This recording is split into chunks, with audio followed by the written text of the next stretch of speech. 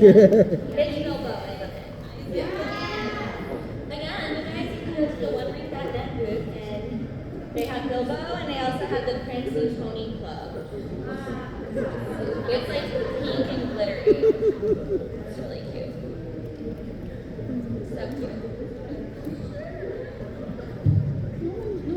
Kelsey, you're cute. Everybody, Kelsey, please stand. Kelsey helps produce all of these panels for us.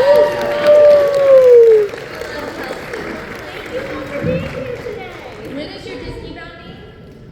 Sunday, 3:15 to 4:15. Sunday, 3:15 to 4:15. If you're into like Disney bounding, they do this really awesome like Disney bounding panel.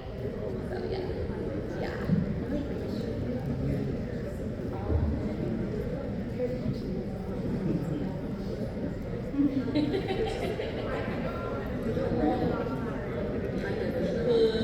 It's okay, I'm used to it. I can't sit still.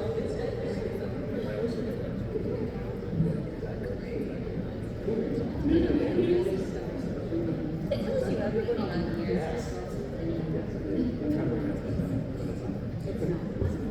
6:59. Oh my gosh. If I had a countdown on here, we could do like New Year's Eve. You remember that New Year's Eve where we were like, Kelsey remembers, we were like 11 minutes early. I'm counting down 11 minutes. No, but it was bad. It was fun though. New Year never hit. Yeah, just never. You know what? I'm just gonna go ahead and start. So, hi everybody again. Yay! I'm so happy because I see so many familiar faces, and it makes me happy to see you guys always come and support us. I'm Deneen Melody. I'm moderating, but I'm not really moderating because I don't like that. So these are all of like my friends and peers that I look up to. So we're just gonna do kind of like a discussion with each other and tell you how we got into voiceover, and everybody's experiences are a little bit different. You might find something that you relate to, or maybe you don't, but maybe another person will say something that clicks. And then I want to be able to open it up to questions towards the end, because we always tend to run out of time, but we're not going to do that this time. If I'm moderating, we are going to have questions, so think about it. So again, Deneen Melody, you guys might know me from like Miraculous, Ladybug, Genshin Impact, blah blah blah. And then let's just go down the line. Blah blah blah. Like Blah blah blah. Hang on. Applause for Deneen. A talking cabbage, Which makes you the winner. You win the day. Hi guys, I'm Heather Gonzalez. You might know me from Persona 3 Reload, or Zelda Tears of the Kingdom, or any number of video games, because I live in the video game world. Yes, you do. Yeah, we just saying who we are and then moving on. Yep. Great, that's who I am. Yeah, that's such a deep question. Who are we? Who are you? Are you really? No, I'm sorry. Yeah, no. Hey everybody, hi, I'm Isaac Robinson Smith. You might know, thank you. 2 people out there. So great to see my whole family in the audience. You might know me as I'm Bishop in X-Men 97. I'm the voice of Black Panther for Disney Parks. Dark Choco and Cookie Run Kingdom. Fairly new thing on Telly and Date Everything, which is super fun. Yeah, super stoked to be here. Thanks for having me. Hello, I'm Kaitlyn Robrock, and I've done such things that I can't say, so I'll say the other stuff. I'm Queen Ferret Cookie on Cookie Run Kingdom, Felicia Sundew on Amphibia, Chloe in Fire Emblem Engage, and my most favorite of all, the lovely Minnie Mouse. Yay!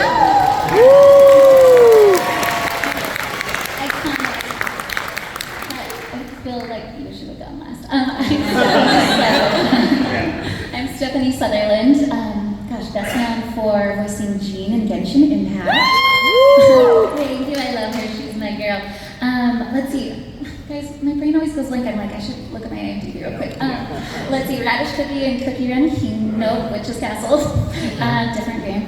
and Freya in Fire Emblem Heroes, and Madame Blueberry in Veggie Tales, and Cauliflower. They're kind of opposites. That's what I do. Wait a second, are we all in Cookie Run Kingdom? Yeah. Oh. Just- Yeah! Nice. My marshmallow bunny cookie. And yours? String orchard cookie. Yeah! Yeah! We love Cookie Run cookies. Kingdom! We love cookies. Who plays? Who plays it? Nobody! We win! Yeah! You win! You win! Who's your favorite and why is it me?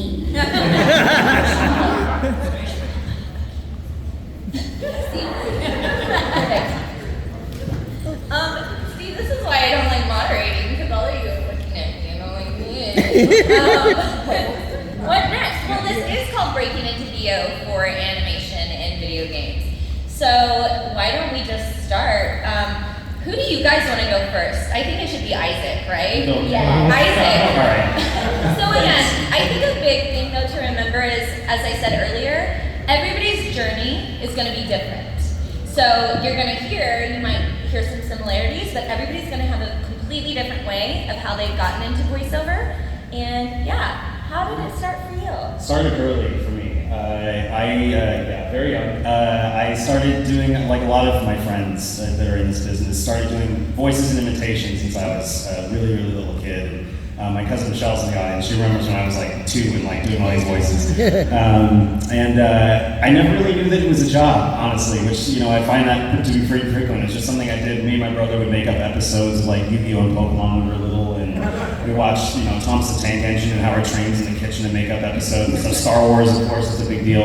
And so I just did that, and I'm also a theater kid. That's where I got a lot of my base. I was being in musical theater and theater and loved it. My mom was a theater teacher and introduced me to the stage, and so I thank her for pretty much every reason I'm here is probably leads back to her somewhere. But I was doing musical theater in high school and doing voices, and I realized that my friends liked the voices that I did and had this sort of weird power of like they're laughing or they're enjoying or they're remembering something that they just saw on an episode from the night before. But where it all changed for me was there's this, I don't know if you guys know this show that used to be on called Inside the Actors Studio. Yes. Yeah, really amazing, yeah. James Lipton was the host, and I just happened to be watching The Simpsons one Sunday, and I flipped to the other channel, and they were interviewing the Simpsons cast, and my mind exploded because I was like, oh, people do this. I didn't know that the voices came from a person. I mean, I sort of got that, but once I saw the cast of The Simpsons doing these amazing voices that I loved and growing up with, I was like, well, I want to do that forever. Like, that's the job I want to have. And that moment was about 18 years ago, and I never looked back. So that's how it started for me. Yeah. Now you get to pick who goes next. You get to pick who goes next. Oh, let's see. Yeah. I'm No. gonna go say Yeah. don't never make eye contact. Never. Well, let's see. I started. Gosh, I feel like I was like 2 years old. My mom got me in dance classes, and I just loved like being on stage and performing. And then my goal was eventually to go to Broadway, and I got my degree in music dance theater, and then quickly learned that 8 shows a week is not my style because I'm a homebody and I like to be home with my cats. And so gosh, my brother-in-law was working at Sony Animation at the time, and I came out to visit him and his family, and he signed me onto the Sony backlot, and they were recording Hotel Transylvania, the loop group for it, and I was like, oh, I can still perform and still do what I love, but just in a different way, and that's kind of what lit the fire for me, and I just started taking classes. All of our journeys are so different, and I started taking classes, and then I found myself in casting for commercial VO for 5 years or so, and then decided I wanted to give myself the jobs, and stepped away from that and have been working full-time ever since. So, yeah, that's my journey in a nutshell.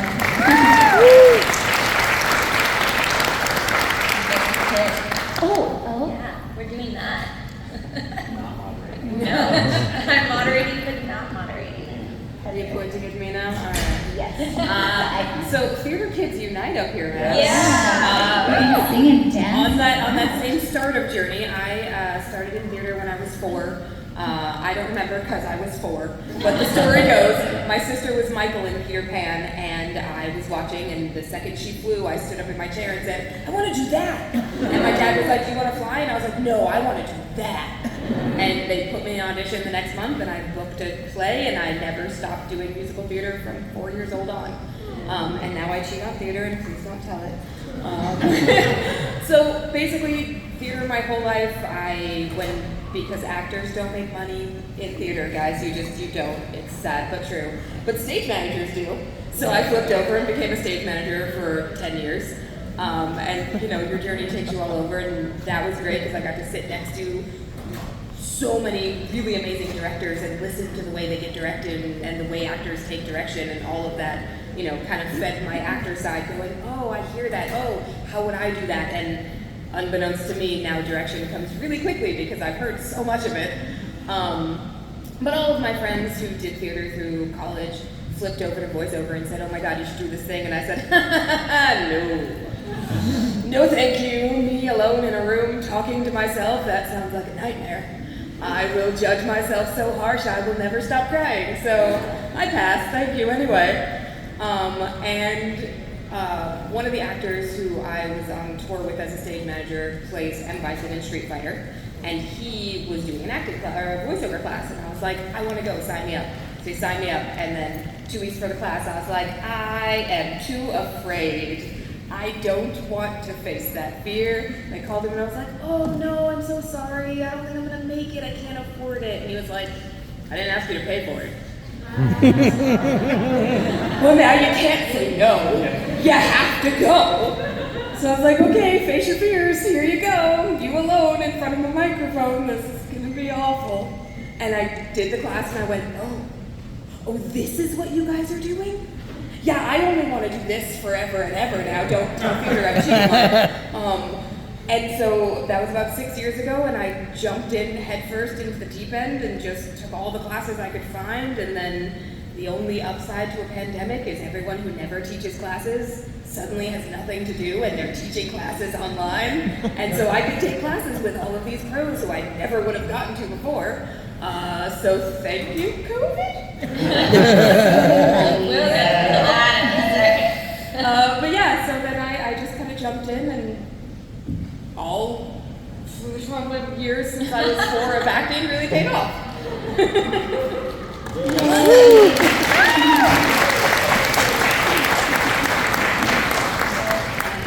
What about Deneen? I'm going last. Awesome. So I consider my official start at working towards a career choice was 2013 when I got my agency. But 20 years before that, I went and saw Aladdin in the movie theaters. And I knew who Robin Williams was because 2 years prior I had seen Hook when I was 7 or 8.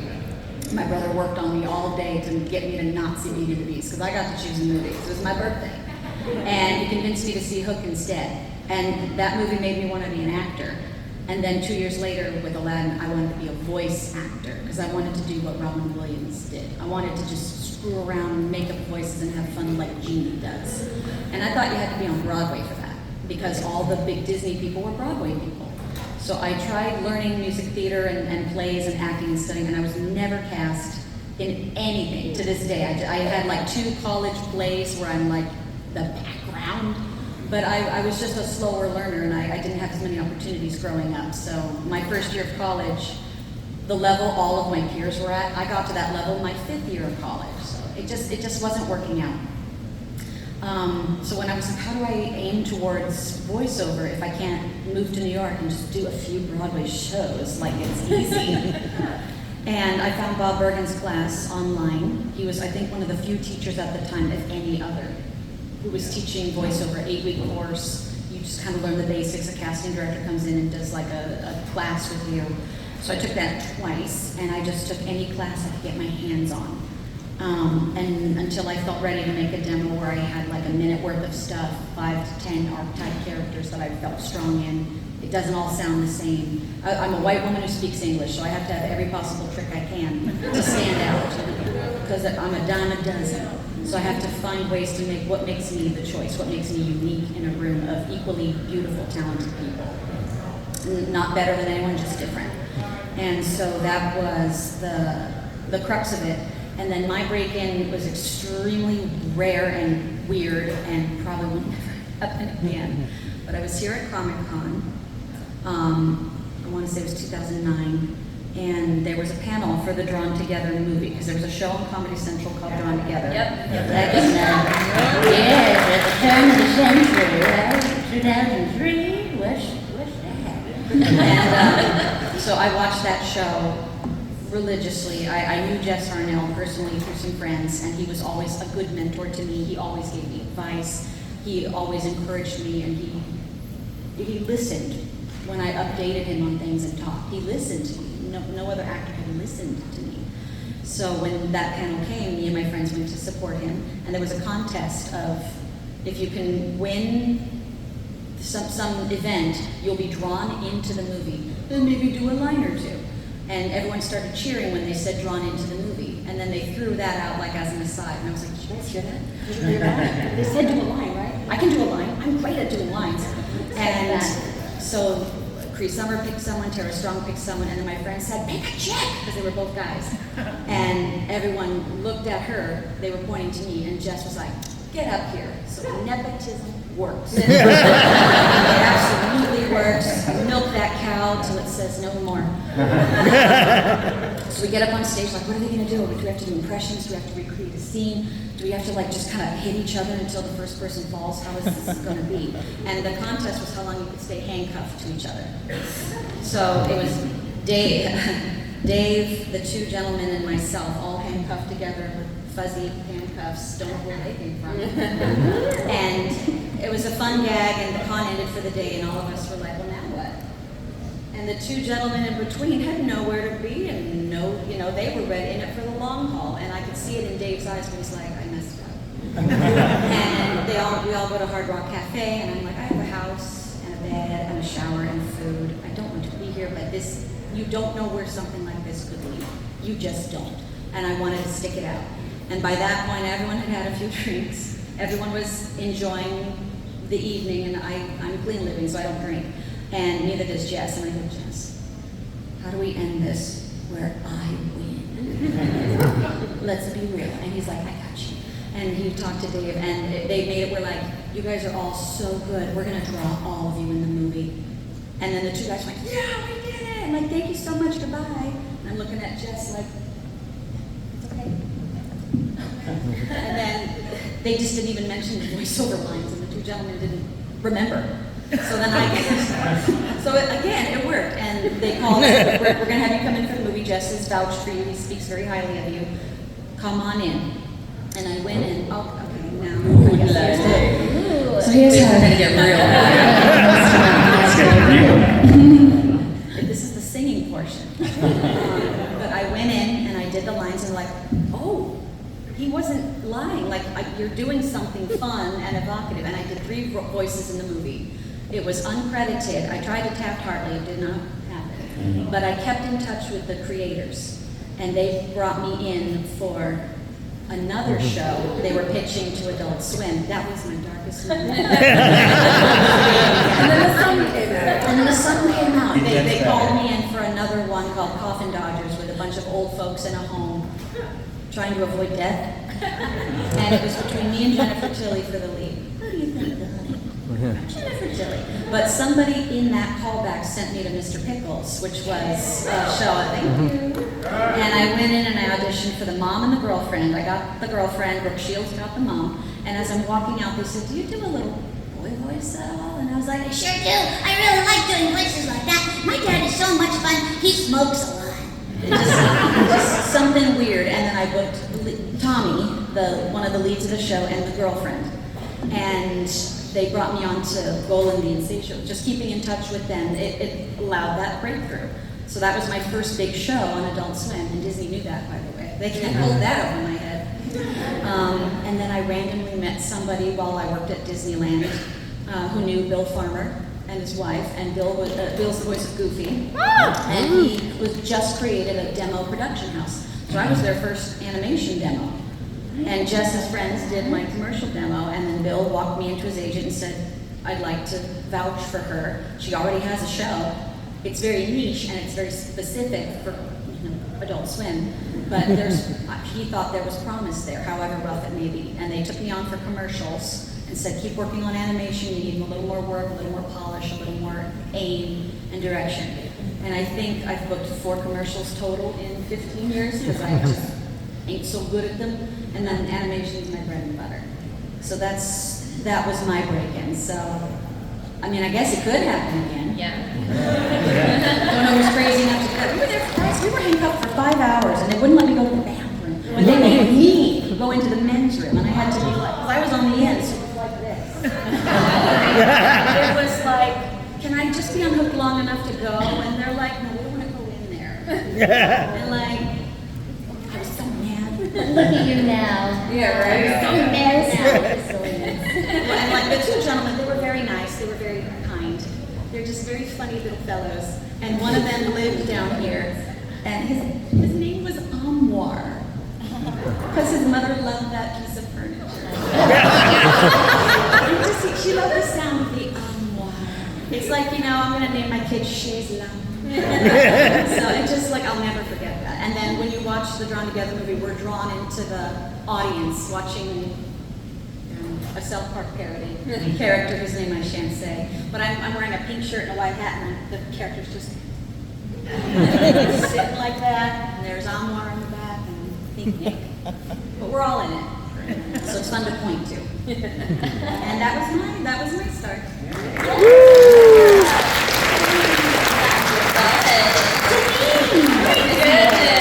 Okay, some of you have already heard this so many times, I'm so sorry. I'm going to go about it a little bit different. How many anime fans do we have in here? JRPGs. So, I grew up being a huge anime and JRPG fan, and this was before, a lot of the JRPGs did not have voiceover, and I would be the kid in my room playing Final Fantasy VI and voicing out loud the dialogue. And then, because I'm like, I want to be these characters. And then, games started to come out like Final Fantasy X, where they did have the voiceover, and I was like, wow, that's mind blown. And then anime, so I grew up in the times when it was like Dragon Ball Z and Outlaw Star on Toonami, Woo! Yeah, so it was so good. And I always loved it because I loved that media. I loved anime. I loved video games so much. But I'm going to take it back now. So I just wanted to put that out there because I'm going to come back to that. I actually started off as a ballet dancer. That is my background. I am a professionally trained ballet dancer. I went to school for it. I trained for it all the way up until I was into my early 20s. But I did have a very bad injury that caused me to have 2 foot surgeries, and I could not pursue a professional ballet career. I still dance, by the way. Yay! And she's a dancer right now. That's my second job. So if you don't hire me for voice acting, I can dance. But so I went through a phase. It took me a long time to figure out what am I going to do.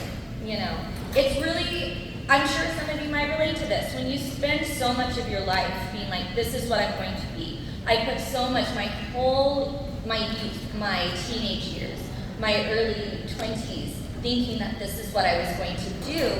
What am I going to do now? I ended up going from Texas to Chicago to be like, let me try doing theater. Let me try doing film and TV. And I did do that.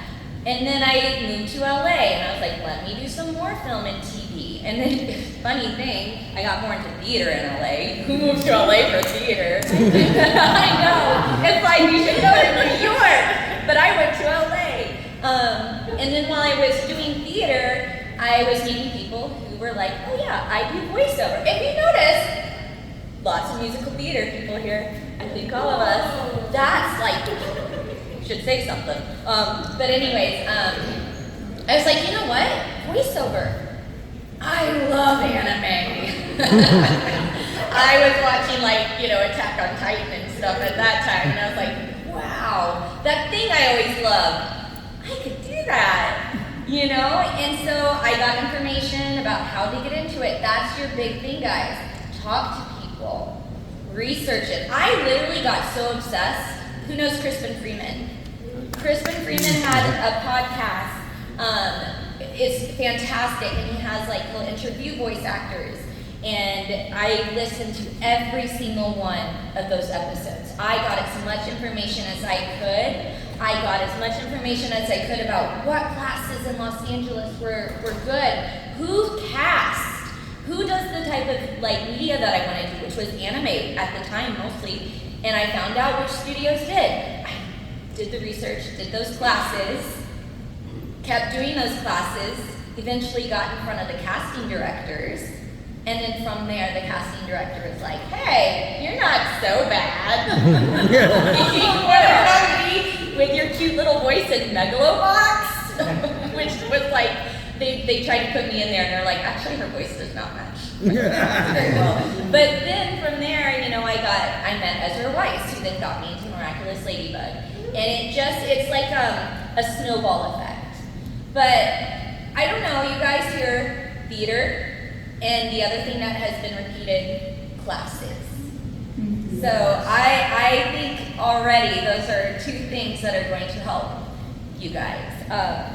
Classes, right? Classes. I was going to say, like, I think all of us have recently been in classes together. We're Yes, still, absolutely. like, Yeah. at least, like, for me, at least once a month I'm in a class. I got two coming up, yeah. Yeah. You never stop learning, you You never never stop s- meeting people. Mhm. And you don't see your own growth, but you grow and change and get better and get better. Even if you're like, am I plateauing? Like, no, people are hearing you. Mhm. And their opinion of you is always growing or changing. Mhm. And Yeah. I want to add to that, because I know classes are expensive. Not gonna lie, classes are expensive. It's an investment in a career that you want to have, and sometimes you're not there yet. Don't let that be your gatekeeper, right? Start where you are. You don't have money, you can't take classes. Crispin Freeman has great podcasts. VO Buzz Weekly, great podcasts. See Bradley Baker. on his Yes. website. Good ones. There are lots of places online where you can go and just absorb the information. Watch cartoons, watch video games. You're not Watch like commercials. Me. You're terrible at playing video games. You run your man into a corner and stare at the ceiling. That's okay. People on YouTube will play it for you. Turn off the commentary, listen to the game. And You can do all of that for free as you save up for these classes and get yourself ready for the next point. Don't let barrier to entry be it's too expensive. Yeah. Two things I noticed was a lot of times, I think through PayPal at least, when I pay for classes, they offer the option of you can pay in installments through a company that partners with them. Well, they'll pay it for you, and then you pay in 4 installments with no interest. So 4 installments is better than all at once. And then to save up for my classes, every week on Thursday when Disneyland would pay me, I'd take $20 out and I'd put it like in a jar or something. I'd put it away. And then when I had the amount that was roughly what a class would cost, I would just wait for a class that I wanted to do, buy it, immediately deposit that money back in my bank and pay off the credit card. So I was very mathematical about it. Slow and steady wins the race. And it took me years. And if I can do it, anyone can do it. Because it took me forever. Because I just didn't learn as fast. You remind me of something else too. If you're not, and if you're not in a position for those things, like we're saying, find a way to just be performing or acting in general, like in any way. Like just find an opportunity to do that. We talked about Disneyland. That's where I met Kaitlyn. Was working at the parks. I mean, as I was building my voiceover career, I worked at Disneyland and Universal Studios Hollywood for 11 years on and off as a performer in multiple roles while I was building my thanks. And when I tell you that it was the best training ground for my improv skills, my people skills, my like reading different rooms, how to interact with audiences. There was some voiceover work in there that I was doing at various parts of the park. So like it all really helps. There's a lot of really cool stuff you can do actively while you're working toward this part of the job.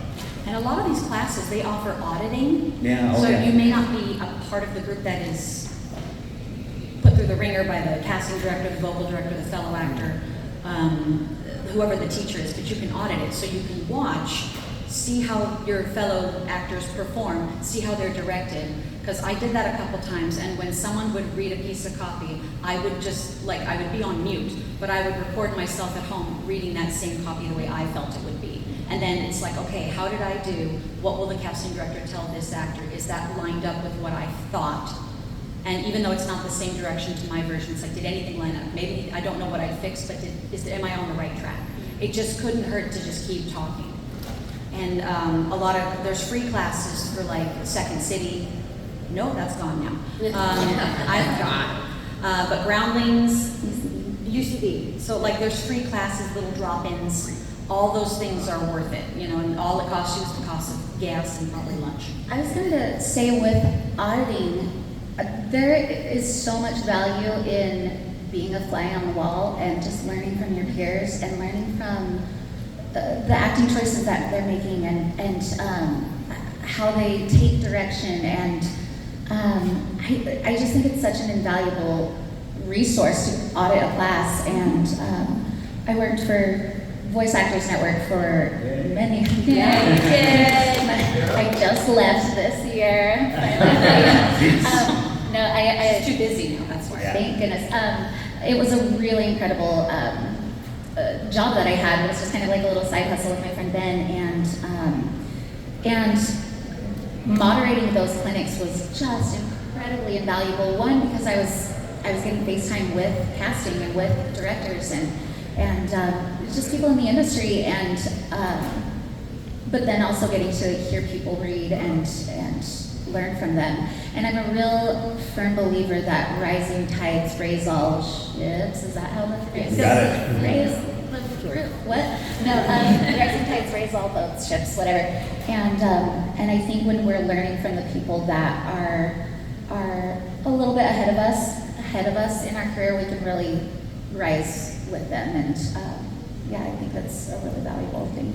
And it could help bridge it, like, it's all about semantics, everybody. So if I audited a class with Charlie Adler, and I see Charlie Adler later down the line, I say, hi Charlie, my name's Kaitlyn, I took a class you were teaching. I start off with that. It's like, it was really great. I was able to audit and see how you work, and I'm really excited to do whatever this is, or to see what more, if you offer in the future. And you've already built something because you experienced them before. Even if they didn't teach you in that class, you were present. And it just builds the starter of something. And I'm like, oh, I teach classes here. And then when you would get to that class, he'll remember you. Just meeting and saying hello goes such a long way to just establishing, not immediately jumping into just being yourself. Because a lot of the times these people, they just hear our auditions. They don't know what we look like. They don't know what we sound like beyond this minute-long file. And so if I take a class with someone I've read for years who's never done a class, it's really nice if they're like, I've heard you so often. I'm so glad I finally get to see you. And then they can direct you in that class and get the feel for it.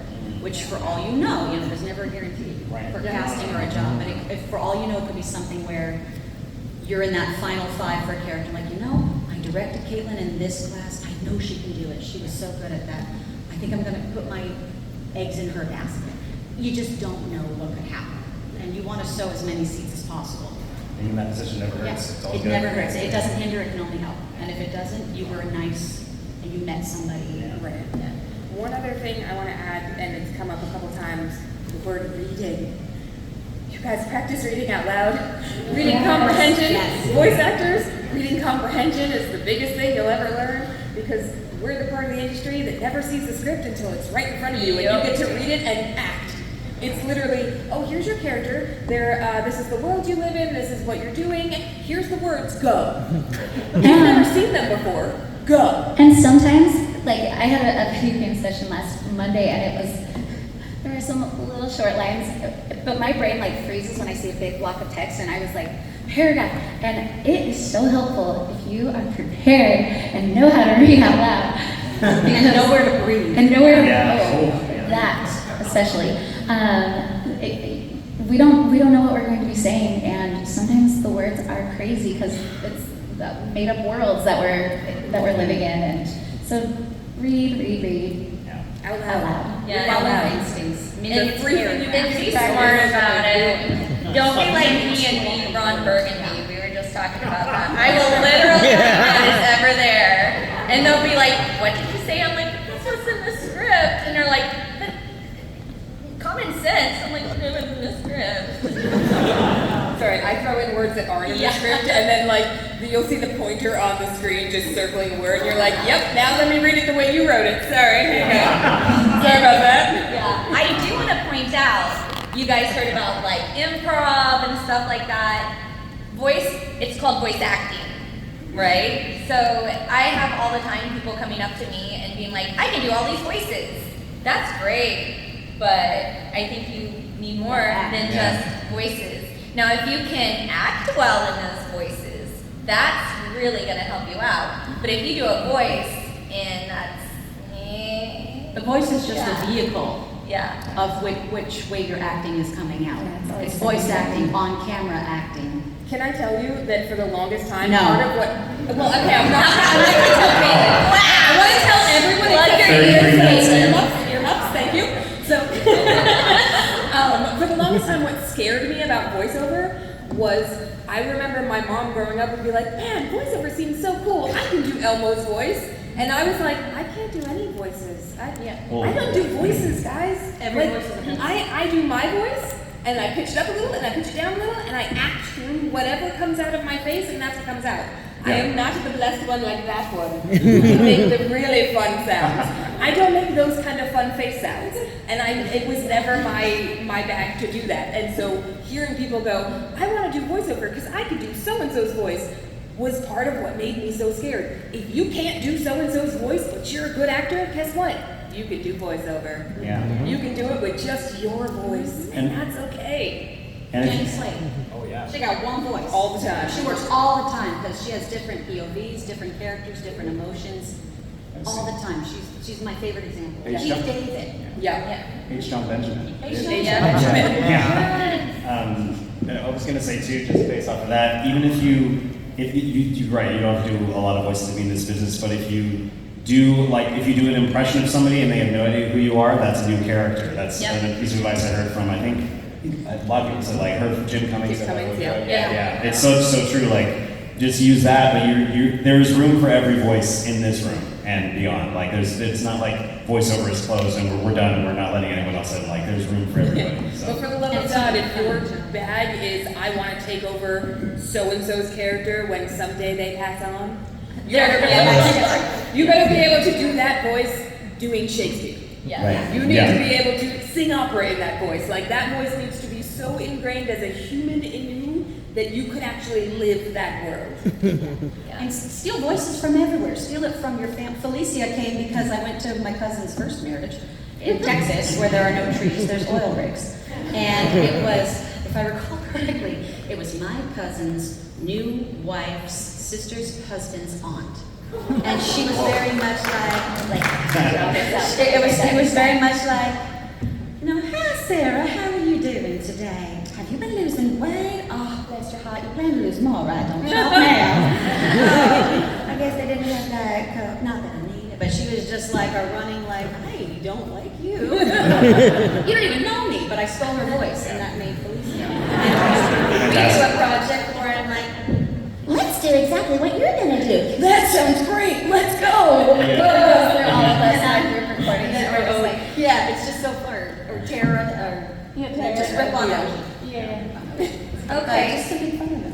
So we have 15? No, we don't. Yeah, we do. So I know, yeah. Who said we have 15? Yeah, right there, there it is. Thank you. Woo! Yeah. Okay, no, it's okay. I know, it's so sad.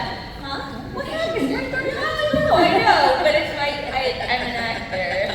So you must question the stage Yeah. manager. But that's not what the director said. But I want to open it up to questions. Well, you got one right away. Can you project nice and loud as if you're performing Shakespeare so we can all hear it? Okay. Can you stand up, honey? Everybody look at this. I just can't see that far. Guys talk about musical theater and God and so on. Being in LA, critical, picking up work, whether it be through, you think all these online classes, but you really need to be in LA these days? Not anymore, you don't. COVID made remote so accessible, and there is no excuse that nobody from anywhere can't try and throw their hat in the ring. Several very well-known voice actors moved out of LA during COVID and went home to various states, and they still work on other projects remote. I will say with a caveat, not to be a Debbie Downer, but I will say that I have seen a big swing back toward preferring in-studio talent. But I think there are exceptions to everything, but I do think that has kind of shifted back. Okay. And I think part of that is because the engineers need to get a cohesive sound across from all of the talent. So I think that's kind of one little issue, but it has opened up for sure. And it's not a deal breaker as much as it used to be. Yeah. Or remote's a good option if time's a constraint or illness, or if I have a 30-minute or less session, I really don't want to drive from Anaheim to Burbank for 30 minutes. And I can say from the casting side of things, it gets a little harder sometimes to do remote, especially depending on where you are. We have to check the studio, all of that. If you're in a different time zone, if you're in a very different time zone. So yes, it's 100% possible, but you need to be better than talent I can have in LA walk right into my studio. So if you are, you've got to be at least 10% better than the people who I can just be like, oh, you're so good, but so is he, and he could just walk right in and I don't have to deal with this. Because that will always come up. At the end of the day, they want to check off more pros. Yeah, no, let's say you don't live in Los Angeles or New York or Dallas, Texas. The good thing is, especially if you're getting into voiceover and you're just starting out, there are so many independent projects that are casting and looking for people, and that is such a good way to get into it. And I know so many people who actually make a living just doing like audiobooks, doing indie animations, stuff like that from Regional. Regional stuff. You can get agents who will send you regional commercials. Sometimes they will get animations where they're looking for whoever. So maybe you wouldn't be able to do like Nickelodeon or Disney, but it wouldn't stop you from at least starting out and pursuing your career. Yeah. You guys, there's so much stuff out there, especially since COVID. So that's another thing. Don't get discouraged if you don't have access to Los Angeles. The bigger still a way. The bigger the reward, the bigger the risk. Yeah. The higher the dream, the more you gotta get. There's some sacrifice, but what makes you happy? You need to love the journey as much as the end product. Yeah. You can't just be like, gosh, I hate this. Wait till I just have to wait till I book it. Like you'll never book it because you're not feeling anything. I think Chasing, Huh? you're chasing something and not Right. manifesting. I don't know, I couldn't think of the word, but you don't want to be a chaser. Two questions. Yeah, don't tell that to Ray. First, since COVID, you said there's a lot more classes, but it seems that there's too many classes. Can you recommend some? For yeah. VoiceOverResourceGuide.com has a wealth of good vetted classes by peers in LA in particular. A lot have remote, a lot have in person. Ask if you happen to meet a voice actor in the wild, you know, when we're not scared to be outside. You know, just say like, what classes do you recommend? I mentored with Mick Wingert for years. Love him, love him, love him, love him. I took Voice Actor Network. I was going to say, Voice Actor Network is Mary where Lynn so many great Wisner's, Meet places the there. VO Pros. Voice Tracks West. Voice Tracks West, Real Voice LA. There are so many options. Yeah. Well, I feel like it's really important to seek out classes from people who are working in the industry, who are actively working, because there are a lot of people who are just trying to make a buck. Do your research when you find a class. Yeah. Look up the person teaching it. If the class offers you a demo at the end of it, probably not a class you should be spending your money on. This But community, do your research. Don't just trust us. I was going to say, in this community, it seems vast for me, you know, from the outset, but it's pretty small. So if the same name gets repeated over and over again by people that are out here, then usually that person is vetted. Like, Yeah. I'll trust them. Yeah. Yeah. Steal. If I did something or said really something funny or did a silly voice, steal it from me. It'll be different coming out of you. It won't be me. And or it can mutate into something else. You are your own original voice, and it deserves to be heard. And there's always a chance out there if you take the steps to follow what it needs. Don't lose sight of yourself, though, and don't quit your day job. I see all you guys, but I'm going to go to that side of the room back there. Stand up. Alright, so I'm wondering if there were any bad habits you guys found very difficult to break when you guys started. And if you advise that the harder break that you would try to stop anybody from getting into sports at all. Good question. It's really good. Again, don't be Ron Burgundy. Don't read, if you know a word is supposed to be a certain way, and you're supposed to pronounce it that way, just pronounce it the way it's supposed to be and don't. Yeah. Read your emails. Does it say no improv, no ad-libbing? Does it ask for 2 Follow takes? directions. Does Follow it give labeling you 2 instructions. POV specs? Like, I want take 1 to be bright and energetic like a toy commercial, but I want take 2 to be smoother and more confident like a makeup commercial. They don't know exactly what they want, but they have an idea. Just read that. I'm gonna be nepotistic and pick you. Stand up, locker Wait, me. good thing I brought these handcuffs. I told you that in confidence. That's the midnight panel? Sorry, you're early. Get out. No, my question is about your vocal range and vocal strengths. What's the best way to figure out where your voice lies so you can go towards commercial or animation or just do everything all at once? I think it's important to be diversify your skills. I do a lot of commercials. I do a ton of regional commercials, and I can't do any. Like, I feel I can, but I just don't know. So how do you she's discover got that? Is that something that somebody will tell you, or do you just... Mick Winger was my mentor from I think 2012 till the pandemic. So he knows voices, like a coach or a mentor or a teacher that knows voices and knows styles. That's the strongest person, because you don't want someone who will teach you how they specifically do it. That may not work for you. You want someone who just kind of understands the world itself and then help you find your place in it. So we worked for years, and I had more successful reads that I auditioned with after working with him versus on my own. I think I'm good now, but at the time I just couldn't find that click. And read what you're passionate for, because that's where the most love will come from, and then adjust it and adapt it as needed to be what's fitting with the genre you're reading for.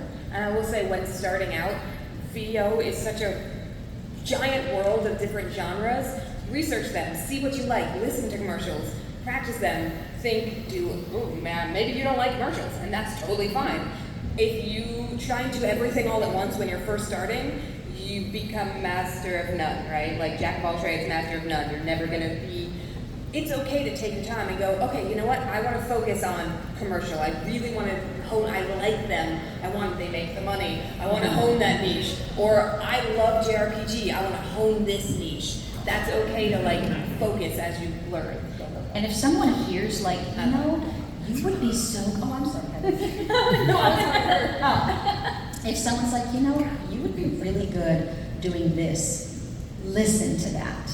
Unless it's something like, I just don't want to do it, like explore it, feel it out. Is this a genre or a niche I want to do? I know I just don't want to do audiobooks. I don't think I have the stamina for it. I don't think I have a unique enough voice to guide a story without words. And I don't usually listen to them or podcasts because I read so much faster than I hear, and I just feel like I'm talking too slow. And that's just not for me, but I know that about me. You learned about it. I got it. Yes. All right, so I kind of like a two-part question.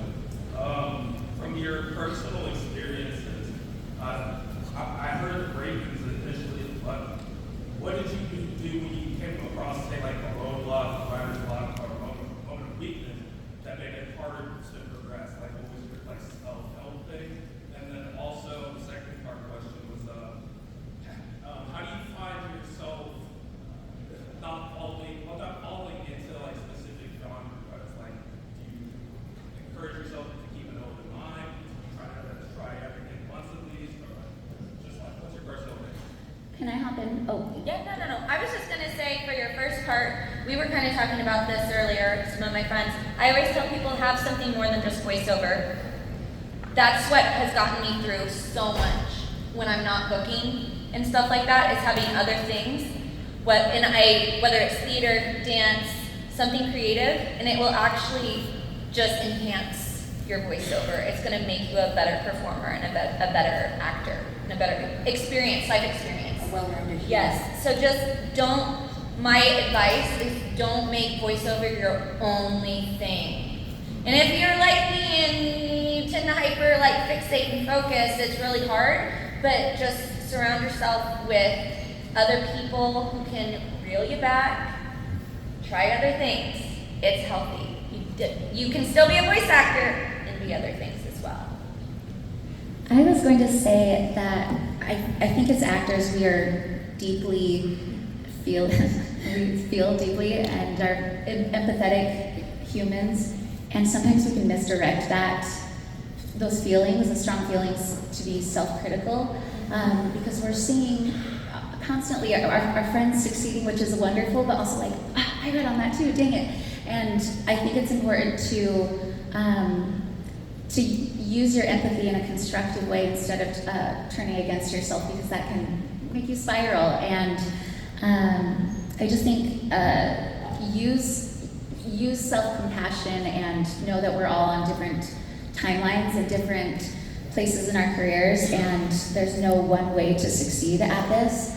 And I heard a lovely analogy just yesterday in a different panel. It was like we're all popcorn and we're all in this like ecosystem of warmth and the oil and all of that, and certain kernels are going to pop before others, but all of them will pop. And I just thought that was so beautiful, because I see my friends having such incredible success,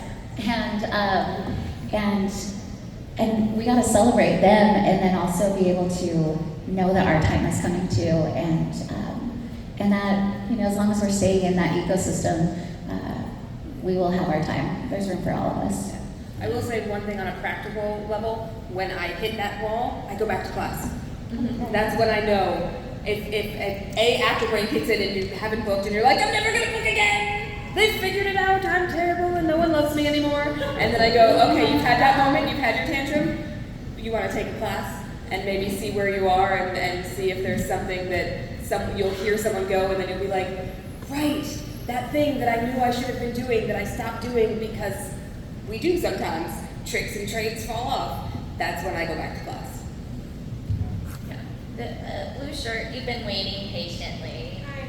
So I was an English teacher, theater teacher, debate. Well, I'm in recovery, but I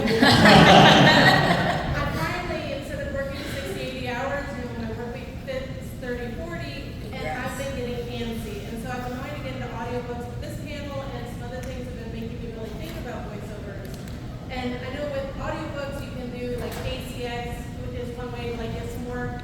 Can you just, a piece of advice, either a place to go to look for work, or just a piece of advice on setting things up for anybody that's willing to give it? Are you talking about work specifically with audiobooks, or? Either work for audiobooks, yes. No. So voiceover work. Just in general. Just either advice on me preparing for things or where to go to look. I want to be a voiceactor.com. That's literally what I was going to Steve say. Bradley Yeah. Baker has the best website with the best information, easiest name to remember. I want to be a voiceactor.com. I hope And everybody he has a live that. comment board that he'll respond to. It's always updated. It's always got Yeah. new stuff. Yeah. Yeah. You could Really you could put comprehensive. voiceover audition in Twitter and see what pops up. There's lots of fun, free things to do. Like they're unpaid, but any time in front of a mic is good practice. Yes. Any time is valuable time because you're always polishing, you're always working, you're always keeping it up. Yes. Don't go overboard. Like one girl said, I spent 8 hours on this. Everyone else seeing the lights change too? All right, yeah. I just want to make sure that we're all saying it together. Great. But you know, sometimes it's just like, did I get it or not? Move on. No shame. How much time do we have? I saw the It's- stop. yeah, it's almost- That's why the lights. But you know what? I think that was a couple more questions than last year. That's for sure. But yeah. Do you guys have any final last words? I say just keep at it. Yeah. Keep at it. It's a hard business. It is business too. It's a So remember business. that. It's a But business. keep at it. You got this. Don't get so much. discouraged that you don't live in Los Angeles. You don't have to. Be open to criticism and change and accept praise when you succeed.